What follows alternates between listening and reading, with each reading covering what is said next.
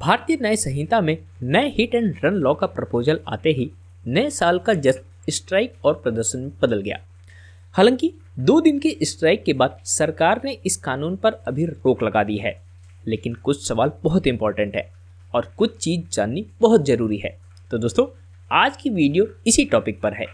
आज इस वीडियो में हम जानेंगे कि नई भारतीय न्याय संहिता में हिट एंड रन कानून क्या है और पुराना कानून क्या था, और जानेंगे कि यह लॉ कितना सही है और कितना गलत।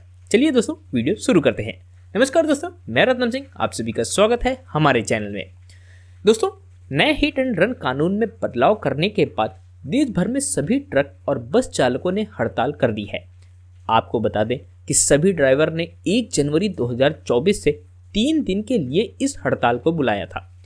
ड्राइवरों का कहना है कि यह कानून एक तरफा और गलत है, क्योंकि एक्सीडेंट कोई जानबूझकर तो नहीं करता है। एक्सीडेंट गलती से हो जाता है और ऐसे में इतना कड़क कानून नहीं सही है। साथ ही ड्राइवरों का कहना है कि अगर हम एक्सीडेंट वाले प्लेस पर रुकते हैं तो भीड़ में इतना आक्रोश रहता है कि वह हमको मार देगी। और दोस्तों, आपको बता दें कि आए दिन बहुत सारे ऐसे केस देखने को मिलते भी हैं। तो दोस्तों, आपको बता दूं कि इंडिया में वैसे ही ट्रांसपोर्ट इंडस्ट्री में 25 से 30% का ड्राइवर का शॉर्टेज है, और ऐसे में अगर इस कानून से ड्राइवर नाराज़ हो जाते हैं या ड्राइवर के अंदर एक डर बैठ जाता है तो ट्रांसपोर्ट इंडस्ट्री का हाल और भी बुरा हो सकता है। इस मुद्दे पर आगे और चर्चा करें उससे पहले आइए जान लेते हैं कि पुराने हिट एंड रन कानून में क्या था और अब बदलाव करने के बाद नए कानून में क्या होगा।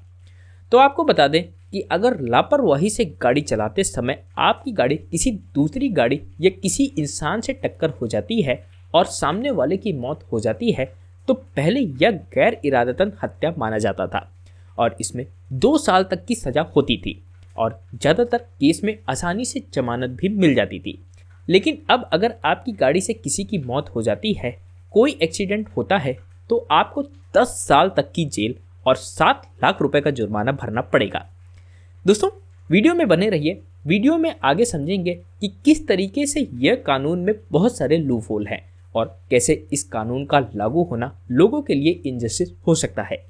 दोस्तों, इसके अलावा बता दें कि अगर आपकी गाड़ी की किसी से टक्कर हो जाती है, उसमें गलती अगर सामने वाले की होती है, तो जिसकी गलती की वजह से एक्सीडेंट हुआ है, पहले उसको 2 साल तक की सज़ा मिलनी थी, लेकिन अब के नए कानून में उसकी 5 साल तक की सज़ा और जुर्माना भी भरना पड़ सकता है।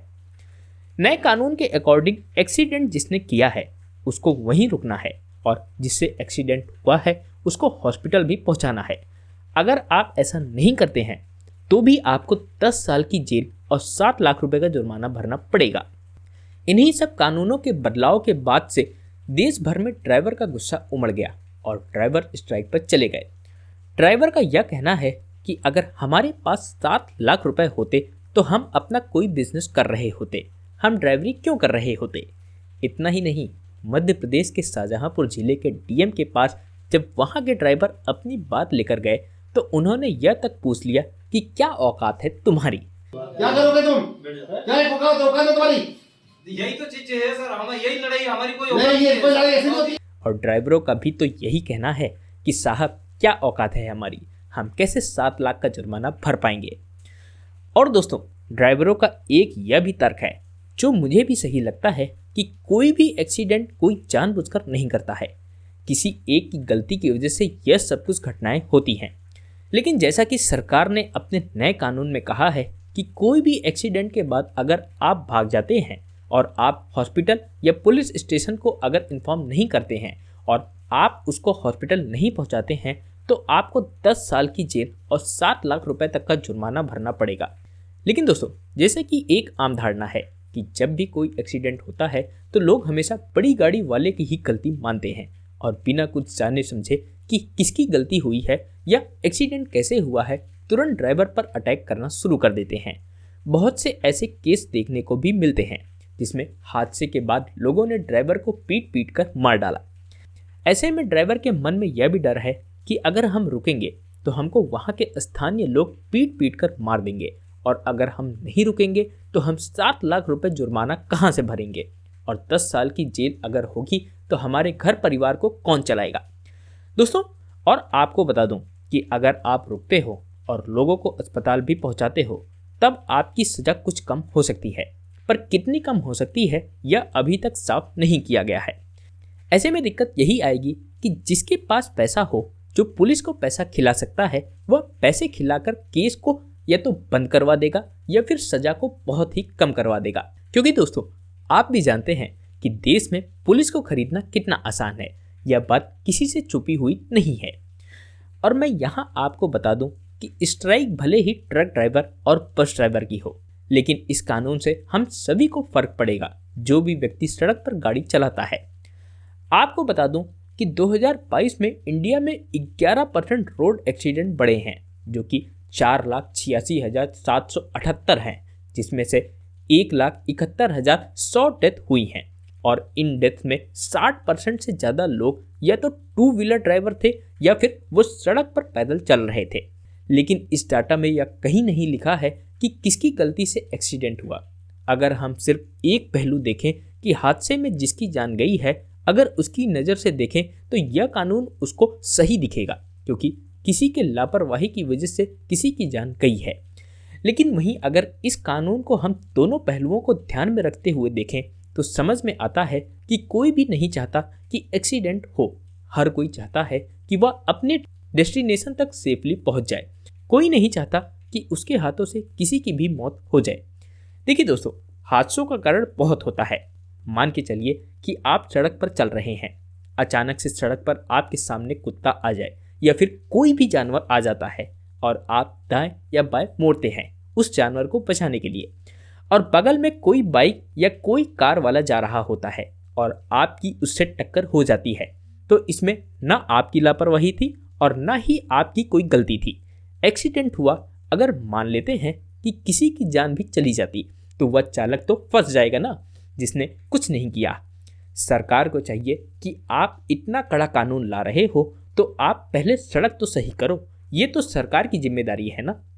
सच्चाई यही है कि अभी भी भारत में सड़कें खासकर पैदल वालों के लिए चलने लायक नहीं है।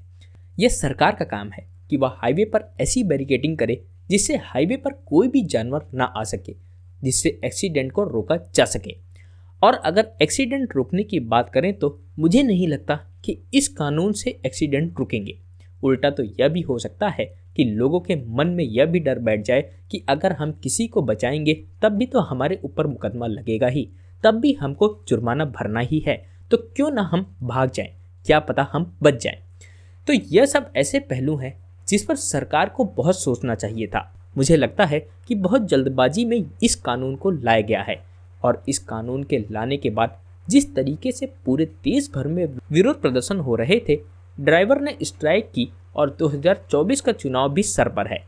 ऐसे में सरकार ने फिलहाल तो इस पर रोक लगा दी है, लेकिन इसमें क्या बदलाव होंगे यह आगे देखने वाली बात है।